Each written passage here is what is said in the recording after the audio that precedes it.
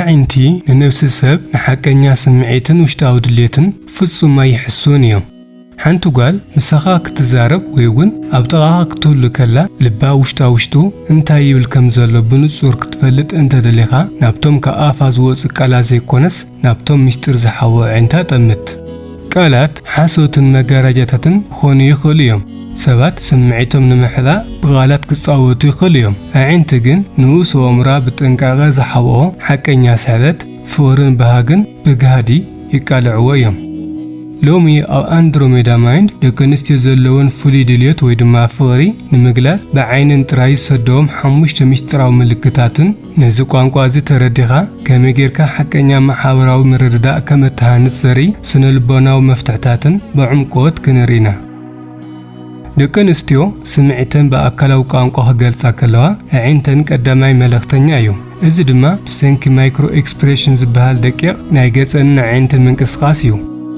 እዞም እንቅስቃሳት በንኡስ አእምሮ ዝምርሑ ስለዝኾኑ ሰባት ብድልየቶም ክቆጻጸርዎም ወይ እውን ክሓብዎም ፍጹም ኣይኽእሉን እዮም። ሓንቲ ጓል ንኣኻ ዘለዋ ስሕበት ክትሓብእ ትፍትን ትኸውን ምናልባት እውን ብባህርያ ንግዚኡ ዘይተገዳሲት ክትመስል ትመርጽ ትኸውን። እንተኾነ ግን አእምሮ ንኣኻ ክርኢ ከሎ ዝፈጥሮ ኒውሮባዮሎጂካዊ ለውጢ ቀጥታ ኣብ ዓይንታ ይንጸባረቕ እዩ። ቀንዲ ምስጢር ናይዞም ደቀቕቲ ምልክታት ቀልጢፍካ የማን ጸጋም ከይበልካ ከተንብቦም ምኽኣል እዩ። ነገር ግን ሓደ ዓቢ ሳይንሳዊ ሓቂ ክነስተውዕል ኣለና። ሓደ ምልክት ጥራይ ብተናጽር ርኢኻ ውሳነ መሃብ ከጋጌና ይኽእል እዩ።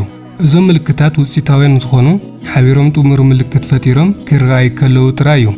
ናይ ገጽና ዓይንተን ኣካላዊ ቋንቋ መጽናዕቲ ዘካየደ ዓለም ለኻዊ ክኢላ ዶክተር ፖል ኤክማን ከም ዝሕብሮ ሰባት ንውሽጣዊ ስምዒቶም ብቃላት ክሓብዎም እንተፈተነውን እቶም ኣብ ዓይኒ ዝፍጠሩ ደቀቕቲ ምንቅስቓሳት ግን ሓቀኛ መንነቶም የቃልዕዮም ይብል። ደቀንስትዮ ንሓደ ወዲ ክፈትዋ ከለዋ ናይ ዓይንተን ዋሓዚ ምስቲ ናይ ልቢ ትርታት ተደሚሩ ንኩሉ ኣካላዊ ቋንቋን ይቕይሮ እዩ። አእምሮ ንሓደ ዝፈትዎ ነገር ክርኢ ከሎ ነቲ ናይ ምርኣይ ነርቭ ዘነቓቕሑ ሆርሞናት ስለዝሰድድ ዓይኒ ካብቲ ልሙድ ወጻኢ ክንቀሳቐስ ይጅምር። ደቀንስትዮ ውሽጣዊ ስምዒተንን ፍቕረንን ምግላጽ ብዓይንን ጥራይ ዝሰደዎም 5 ምስጢራዊ ምልክታት እዞም ዝስዕቡ እዮም። ቀዳማይ ምግፋሕ ብሌን ዓይኒ እዚ ጓል ኣንስተይቲ ፍጹም ልባ ክትቆጻጸሮ ዘይትኽእል ባዮሎጂካዊ ሓቂ እዩ። ሓንቲ ጓል ኣንስተይቲ ብሓቂ እትፈትዎ እትደልዮ ወይ ድማ ስሕበት ዘለዋ ሰብ ክትርኢ ከላ አእምራ ኦክሲቶሲንን ዶፓሚንን ይረጭ እዩ። እዚ ድማ ነቲ ኣውቶማቲክ ነርቨስ ሲስተም ስለዘነቓቕሖ ብሌን ዓይና ባዮሎጂካዊ መንገዲ ይሰፍሕ። ምሳኻ ክትዛረብ ከላ ወይ እውን ገጽካ ክትጥምት ከላ ዓይንታ ብሩህን ካብ ንብሩ ንላዕሊ ሰፊሑን እንተተዓዚብካዮ ምስጢራዊ ስሕበት ድሮ ተጀሚረሎ ማለት እዩ። ካልኣይ ስሉስ ኩርናዕ ኣጠማምታ ሓንቲ ጓል ዓሚቕ ድልየትን ናይ ቅርበት ስምዒትን ክሓድራ ከሎ ዓይና ሓደ ምስጢራዊ ጂኦሜትሪ ይፈጥር እዩ። እዚ ኣብ ስነ ልቦና ናይ ቅርበት ኣጠማምታ ይበሃል። ኣጠማምታ ካብ ሓደ ዓይንኻ ናብቲ ካልእ ዓይንኻ ይኸይድ፣ ቀፂሉ ድማ ናብ ከንፈርካ ይወርድ፣ ተመሊሱ ድማ ናብ ዓይንኻ ይጓዓዝ።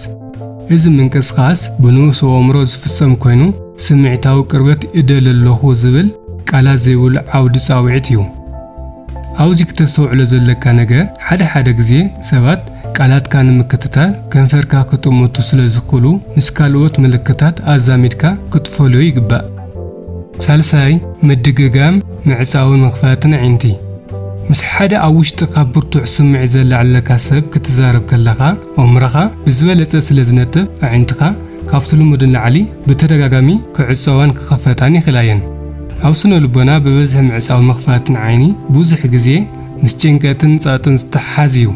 ይኹን እምበር ሓንቲ ጓል ምሳኻ ኮይና እናሰሓቐትን ኣወንታዊ ሃዋህው እናርአየትን ዓይንታ ካብቲ ልሙድ ንላዕሊ ብተደጋጋሚ እንተዓጽያቶን እንተኸፊታቶን እዚ ልዑል ስምዒታዊ ምንቅስቓስ ከም ዘሎ ክሕብር ይኽእል እዩ። ራብዓይ ናብ ታሕትን ጎንን ምጥማት እዚ ምልክት ካብ ጥንቲ ጀሚሩ ደቂ ኣንስትዮ ውሽጣዊ ፍቕረን ዝገልጻሉ ናይ ስነ ልቦና መንገዲ እዩ። ነገር ግን እቲ ምስጢር ዘሎ ኣብ ተኸታሊ ስጉምቲ እዩ።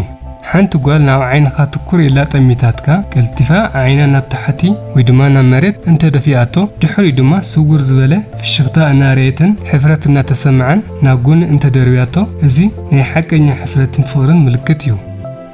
ሓምሻይ ብዓይኒ ነዊሕ ምትሕልላይ ካብቲ ቦታ ክትወጽእ ከለኻ ዓይና ቅልጢፋ ኣይተልዕለን ንክልተ ክሳብ 3 ሰከንድ ዝኸውን ኣብ ገጽካ ተተኺላ ትተርፍ እዚ ስቲኪ ኣይስ ይበሃል እዚ ማለት ዓይንታ ካብ ገጽካ ክላዓል ከሎ ከም ዝኸወዶ ዘርኢ ፍሉይ ናይ ማግኔት ስሕበትን ልዑል ተገዳስነትን እዩ ኣብ መወዳእታ ክትርዶ ዝግባእ ዓብዪ ናይ ማሕበራዊ ስነልቦና ሓቂ ኣሎ ቋንቋ ዓይንቲ ተራ መዘናግዒ ዘይኮኑስ ክልተ ነፍሳት ብዘይ ቃላት ክዘራረቡ ብምስጢር ዝራኸበሉ ዓሚቕ ጥበብ እዩ ነፍሲ ወከፍ ኣጠማምታ ነፍሲ ወከፍ ናይ ብሌን ዓይን ምስፋሕ ትርጉም ኣለዎ ነገር ግን ኩሉ ግዜ ነዞም ምልክታት ምስቲ ዘለውሉ ኩነታት ኣዛሚድካ ምርኣይ ከም ዘድሊ ኣይተረስዕ ከም ወዲ ተባዕታይ መጠን እዞም 5 ምልክታት ሓቢሮም ክረኣዩ ከለዉ ብብስለትን ክብርን ተወግሶ ውሰድ ቋንቋ ዓይንቲ ክተንብብ ምልማድ ኣብ መንጎኹም ሓቀኛ መረዳዳእ ፍቕርን ስምዒታዊ ምትእስሳርን ንክሃንጽ ዓብዪ መንገዲ ይጸርግ እዩ ናይ ዓይንታ ብጥንቃቐ አንብቦ ውሽጣዊ ምስጢር ልባ ድማ ክግለጸልካ እዩ እዚ አንድሮሜዳ ማይንድ እዩ ነፍስኩም ፍለጡ ህይወትኩም ድማ ትርጉም ይሃለዎ ቪዲዮና እንተፈቲኩሞ ላይክ ሼር ሳብስክራይብ በመግባር ቤተሰብ አንድሮሜዳ ማይንድ ኩኑ